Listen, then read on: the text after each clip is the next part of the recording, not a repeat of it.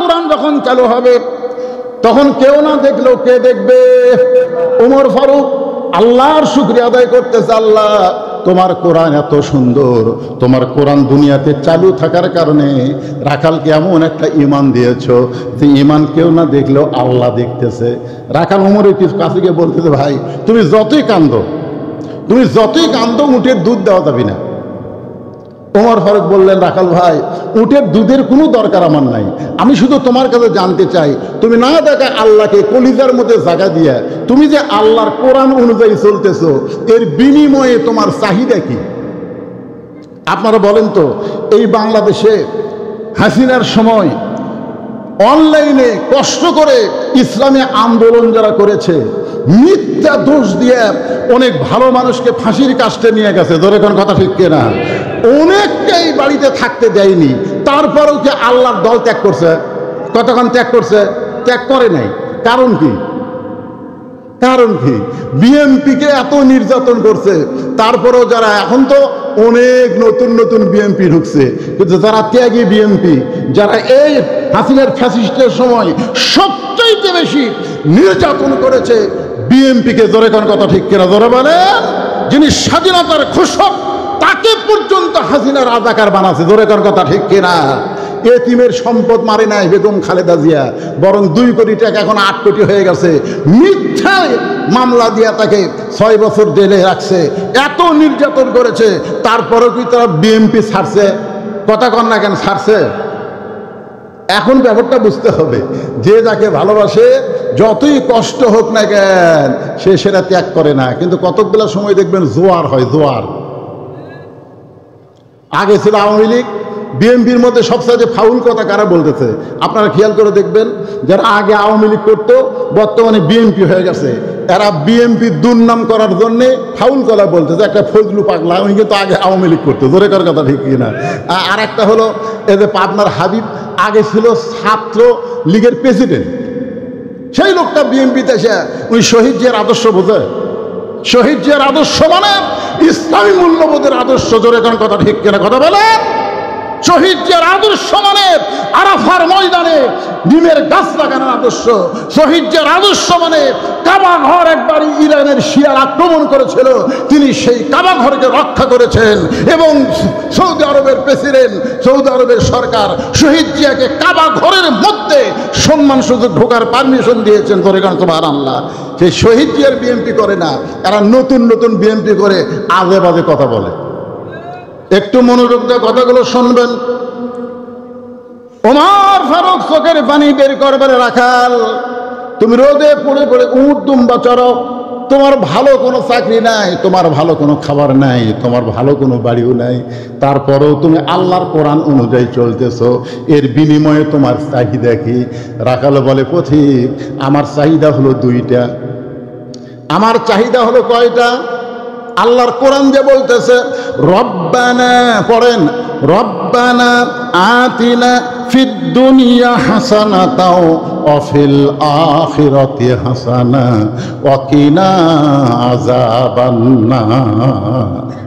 ওমর ফারুক বলে, রাখাল তোমার চাহিদা একটু বাংলা দিয়া কও, মানে আপনাকে বুঝানোর জন্য বলতেছি, একটু ভালো করে কম বুঝতে পারলাম না। রাখাল বলতেছে, পথিক আমার চাহিদা হলো 2টা। 1 নম্বর চাহিদা হলো হযরত উমরকে নিজের চোখে দেখা। রাখালের 1 নম্বর চাহিদা কি? হযরত উমরকে নিজের চোখে দেখা। যে উমর আল্লাহর কোরআনের আইন চালু করার কারণে আমার মতন রাখাল না দেখা আল্লাহকে বিশ্বাস করে আল্লাহর কোরআন অনুযায়ী চলতেছি, সেই হযরত উমরকে যদি খালি একটা বার আমি দেখতে পাইতাম আমার জীবন ধন্য হয়ে যেত। আমার 2 নম্বর চাহিদা হলো আমি রাখাল যখন মরে যাব, মরে যাওয়ার পরে অদম রাখালকে আল্লাহ যেন জান্নাত দেয়। ওমর ফারুক দৌড়ে গিয়ে রাখালের হাতটা আমার দিকে তাকান, এরকম খপ করে ধরে 3টা চুমা খেলেন।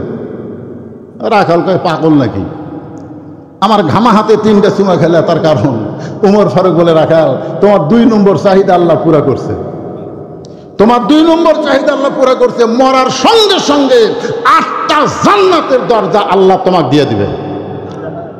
রাখাল সুবহানাল্লাহ কয় না, আপনারা তো সুবহানাল্লাহ বলেন, রাখাল সুবহানাল্লাহ কয় না।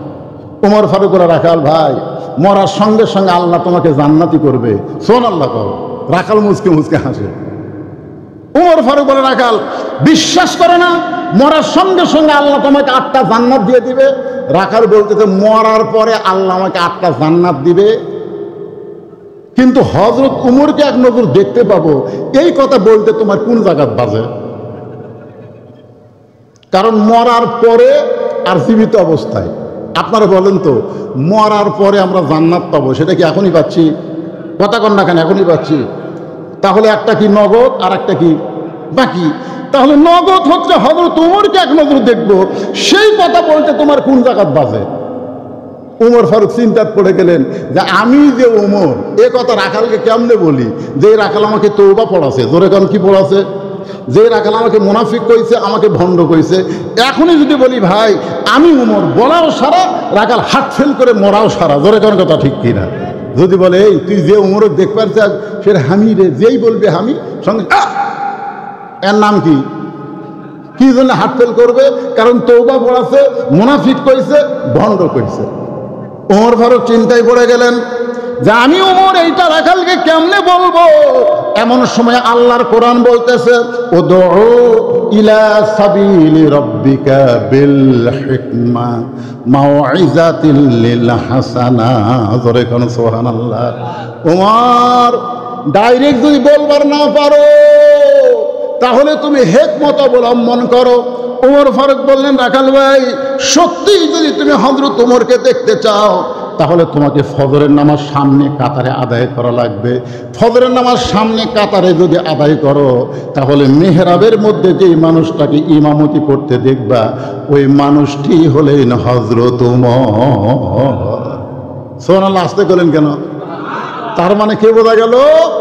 ইসলামের নেতা হতে গেলে, কোরআনের আইন যখন চালু হবে তখন শুধু তাকে নেতাগিরি করলে হবে না, মসজিদের ইমাম হওয়াও লাগবে। এখন কি হওয়া লাগবে? এখন বলতেছে রাখাল সত্যি যদি হযরত উমরকে দেখতে চাও তাহলে ফজরের নামাজ 5 ওয়াক্ত নামাজের মধ্যে সবচাইতে গুরুত্বপূর্ণ নামাজের নাম কি? আরো জোরে কন। আল্লাহ রাসূল বলেছেন ফজরের নামাজ কেউ যদি জামাতে না পড়ে সে ব্যক্তি আস্তে আস্তে মুনাফিক হয়ে যাবে। ফজরের নামাজ জামাতে আদায় করা লাগবে। হযরত উমর বললেন, সত্যি যদি উমরকে দেখতে চাও তাহলে ফজরের নামাজ তোমাকে সামনে কাতারে আদায় করা লাগবে। রাখাল ছোট বাচ্চার মতন কান্না শুরু করছে। এতক্ষণ রাখাল কি করছে? খালি হাসিছে, আর এবারে কান্না শুরু করছে। উমর ফারুক বলে, কান্দো কেন ভাই? বলে, তুমি আমাকে চিনো না? আমি রাখাল, আমি বারান্দাত নামাজ পড়ি, মসজিদের মধ্যে ঢোকার সাহস আমার কোনোদিন হয় না, কারণ মসজিদের মধ্যে নবীর দামি দামি সাহাবেরা নামাজ পড়ে, সেখানে আমি রাখাল কেমনে যাই? উমর ফারুক বললেন, রাখাল তুমি কম দামি আর ভিতরে দামি, এই কথা তোমারে বুঝালো কে? আমরা উপরে বসে আছি, আমরা দামি, আর আপনার নিচে বসে আছেন আপনারা কম দামি, এ কথা কোথায় আছে? এই শ্রোতারা শোনেন, আপনারা যে নিচে বসে আছেন আমরা উপরে বসে আছি। এখন আপনারা ভাবতেছেন প্রধান বক্তা খুবই দামি, প্রধান অতিথি খুবই দামি, সভাপতি খুবই দামি। না, আল্লাহ বলতেছেন ইন্না আকরামাকুম ইনদাল্লাহি আতকাকুম, আল্লাহর ভয় যার অন্তরে যত বেশি সে আল্লাহর কাছে তত দামি। জোরে কান সুবহানাল্লাহ। হয়তো আমার মতন বক্তাকে আল্লাহ তক্তা বানায় জাহান্নামে দিবে, আর আপনাদের শ্রোতাকে আল্লাহ তাআলা জান্নাত দিয়ে দিবে। জোরে কান কথা ঠিক কিনা ভাইজান? বক্তা হলেই হবে না, টাকা নিলেই হবে না, আর মাটির বসে থাকলে সে কম দামি না। কম দামি এবং দামি নিরূপণ হয় তাকওয়ার উপরে। জোরে কান কিসের উপরে? ওমর ফারুক বললেন, রাখাল তুমি কম দামি আর ভিতরে দামি কথা তোমারে বুঝাইলো কে? সত্যি যদি উমরকে দেখতে চাও তাহলে ফজরের নামাজ তোমাকে সামনে কাতার আদায় করা লাগবে। রাখাল বলতেছে, তাহলে আজকে এশার নামাজ পড়ে আমি আর বাড়ি যাব না। ওমর ফারুক বললেন, কেন? বলে, এশার নামাজ পড়ে বাড়ি যা, যদি ফজরের নামাজ সামনে কাতারে না পাই, এই জন্যে এশার নামাজ পড়ে আমি মসজিদেই থাকবো আর ফজরের নামাজ সামনে কাতারে ধরার চেষ্টা করব। ওমর ফারুক বললেন, রাখাল তুমি বলো তো 5 ওয়াক্ত নামাজের মধ্যে 3 ওয়াক্ত তাড়াতাড়ি আর 2 ওয়াক্ত লম্বা কেন? 5 ওয়াক্ত নামাজের মধ্যে 3 ওয়াক্ত কি তাড়াতাড়ি। আসর, মাগরিব, এশা, দেখেন একটা জাতি আর একটা, জোরে কোন কথা ঠিক কিনা? আসর, মাগরিব, এশা, এই 3 অক্ত কি কাছাকাছি না? তাড়াতাড়ি না? আর 2 অক্ত লম্বা। এশা থেকে ফজর, ফজর থেকে জোহর, এই 2 অক্ত লম্বা কেন? রাখাল বলতেছে আমি তো জানি না। ওমর ফারুক বললেন শোনো, ফজর থেকে জোহর আল্লাহ লম্বা সময় দেওয়ার কারণ হলো এই সময়ের মধ্যে মানুষ খেতে খামারে কাজকাম করবে, অফিস আদালত করবে, ব্যবসা বাণিজ্য করবে, তারপরে চাকরি বাকরি বহু কিছু কাজকাম করবে। এই কাজকাম করার কারণে দেহের মধ্যে যে ক্ষয় হবে, এশা থেকে ফজর আল্লাহ লম্বা সময় দেওয়ার কারণ হলো এই লম্বা সময়ের মধ্যে সে ঘুম পাড়বে। আর ওই ঘুম পাড়ার কারণে ওই ফজর থেকে জোহর পর্যন্ত যে ক্ষয় হয়েছে, আল্লাহ তাআলা ওই ক্ষয়টা ঘুমের মাধ্যমে পুরো করে দিবে। তাহলে এশা থেকে ফজর তুমি যদি সামনে কাতারে ধরবার চাও, তোমার যদি ঘুম ধরে, তাহলে তুমি কি করবা? রাখাল বলতে যে ঘুম যদি ধরেই তাহলে মসজিদের মধ্যে ঘুমায় যাব। যেই বলছে মসজিদের মধ্যে ঘুমায় যাব, ওমর ফারুক চেহারা লাল করে বলতে রাখাল মসজিদের মধ্যে ঘুম পাড়ার দলিল দেখ। এই শোনেন, মসজিদের মধ্যে তো একটা ঘুম পাড়বেন, সে ঘুম পাড়ার দলিল থাকা লাগবে না? কথা কন, ফাইজা কুদিয়াতিস সালাহ ফান্তাশিরু ফিল আরদ। আহারে, আপনার তো কিছুই বলতেছেন না, কি মন খারাপ করছেন নাকি? মসজিদে ঘুম পড়ার দূরের কথা, জোহর নামাজ পড়ে সবাই চলে গেছে, ওরা 3 জন 4 ফ্যান দিয়ে গল্প করতেছে। কয় ফ্যান? 4 ফ্যান দিয়ে 3 জন গল্প করতেছে, 1-1 ঘন্টা হয় গল্প ছাড়ে না। 2 কান্দে 2 ফেরেশতা বলতেছে আল্লাহ, সবাই নামাজ পড়ে বাড়িতে গেল, এরা 3 জন যে 4 ফ্যান দিয়ে গল্প করতেছে, এর কি রেজাল্ট কি? আল্লাহ বলতেছে এই 3 জনের রেজাল্ট হলো এই যে 4টা ফ্যান ঘুরতেছে, এই ফ্যান ঘোরার কারেন্টের বিল এই 3 জন আলাদাভাবে না দেওয়া পর্যন্ত এরা জান্নাতে যাওয়ার পারবে না। কারণ মসজিদ তোর বাপের ঘর না যে ইচ্ছা মতো ফ্যান ঘুরে ভিতরে কোন কথা, ঠিক কথা বলেন? হ্যাঁ, মসজিদ তোর বাপের ঘর।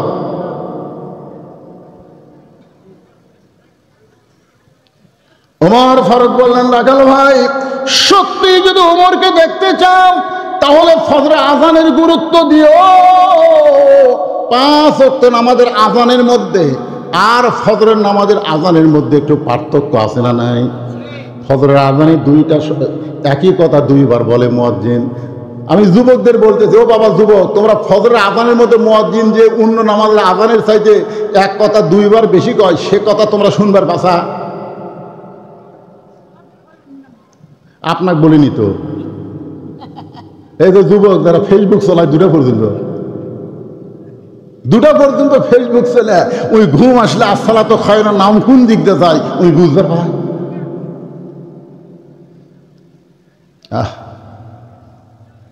এক মুয়াজ্জিন আমারে কয়, হুজুর কি এক বিপদে পড়ছি হুজুর, আমি যখন ফজরে আজান শুরু করি তখন 4-5টা কুত্তে আসে মসজিদের দরজার কাছে